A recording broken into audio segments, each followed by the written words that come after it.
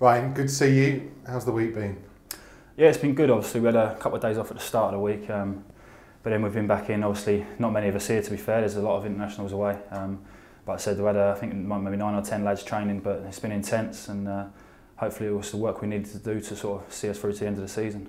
At this stage of the season, is it nice to have a bit of a break? Yeah, it is. But as I said earlier, we've not really had much of a break. We had a couple of days off, obviously, after the Burton game.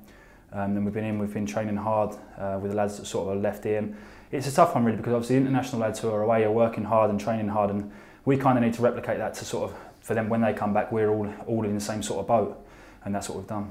Yeah, because I guess you can't, or can you, work on too much stuff because those guys aren't here? Yeah, it's tough. I mean, obviously it's fortunate that we've got so many internationals, and that's what makes us a good team, obviously having them players of that calibre. But at the same time, these sort of times are not ideal. Obviously, you've got a lot of players away, and you'd like to work on things going into maybe the next game, which maybe other teams will get a benefit of doing and having their team together.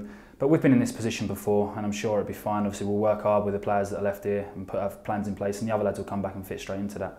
You talk about some of the players who've been away. How pleased were you guys as a group for, I guess, the likes of Barry, who got his first Scotland call-up, Ruben is with the full Portugal team?